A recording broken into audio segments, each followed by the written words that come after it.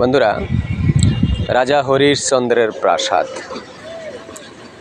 এখানে কতগুলো ধাপে হয়েছে।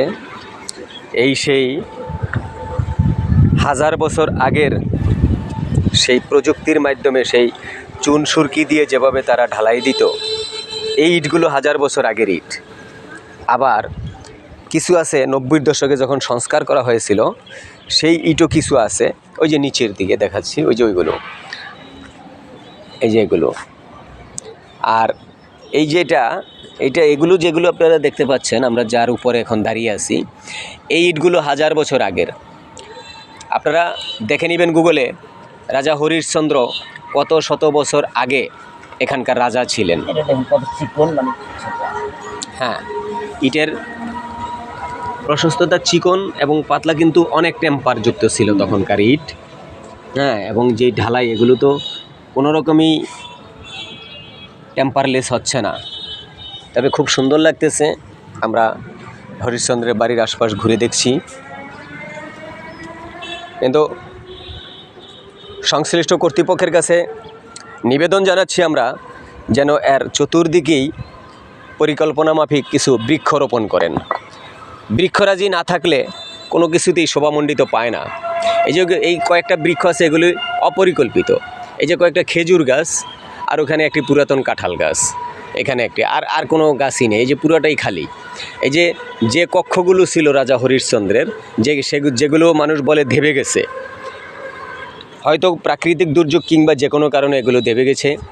আবার 80-র দশকে এসে এই রাজা হরিশ্চন্দ্রের বাড়ি থেকে এগুলিকে খনন করে অনেকেই অনেক কিছু নিয়ে গেছে। অনেকে জানে যে মূল্যবান অনেক পদার্থই এখানে পেয়েছে, যেগুলি হয়তো জাদুঘরে আছে।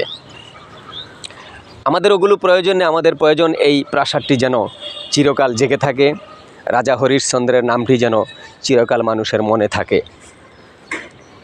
অত্র এলাকার যিনি রাজা ছিলেন, তার এই প্রাসাদগুলো, এই যে দেখুন এই কুটুরিগুলো এখন নেই, সব ঢেবে গেছে। তারপরও প্রতিদিন বিকালবেলা এখানে প্রচুর দর্শনার্থীর সমাগম ঘটে, প্রচুর লোক সমাগম ঘটে। আপনাদেরকে এখন দেখাতে পাচ্ছি না, আমরা ভর দুপুরবেলা এসেছি। এটা হলো ছাদ। এই ছাদ ছিল না, এগুলো ভেঙে এগুলো আবার পরে খনন করা হয়েছে। খনন করে ভিতরে যা ছিল মূল্যবান পদার্থ, সেগুলি তারা নিয়ে গিয়েছেন। এই যে হাজার বছর আগের ইট দেখুন, এই যে ইট বালি সুরকি, এই বালিটা হাজার বছর আগের। এটা পরে এটা আগের, এটা সংস্কারের। আর এই যে এই বালিটা আগের। হ্যাঁ, না, এটা নতুন। আর এই সেন্সর কিলো, এটা হলো আগের, আর এটা পুরাতন। হ্যাঁ, এটা মানে এটা নতুন। হ্যাঁ, এটা নতুন। আচ্ছা, এটা হলো পুরাতন। এই সেন্সর কি, এটা সেন্সর কি দ্বারা ঐতিহ্যবাহী কাজ। এগুলা তৎকালীন সময় যারা যত প্রাসাদ আছে, হ্যাঁ, সব প্রাসাদগুলাই সেন্সরকে দিয়ে তৈরি করা। এগুলি সব এই মুঘল আমলে, মানে মুঘলরা, বেশিরভাগ মুঘলরা করতো। তবে মুঘলদের ছিল এই যে এটা, তাই না? তখনকার রাজমিস্ত্রি আর এখনকার রাজমিস্ত্রি তো অনেক পার্থক্য। এখনকার রাজমিস্ত্রিরা তো অনেক উন্নত। বাট এই সেন্সরকিটা কিন্তু নতুন। এটা নতুন ইট দিয়ে করা। কিন্তু দেখেন ডিফারেন্সটা, দেখেন একটা তফাৎটা দেখেন। এটা আগের আমলের, এটা বর্তমান আমলের। আচ্ছা, এটা কিন্তু সেন্সরকি দ্বারা করা। হ্যাঁ, আর এটা সংস্কার যখন চেষ্টা করছিল সেন্সরকি দিয়ে করার জন্য।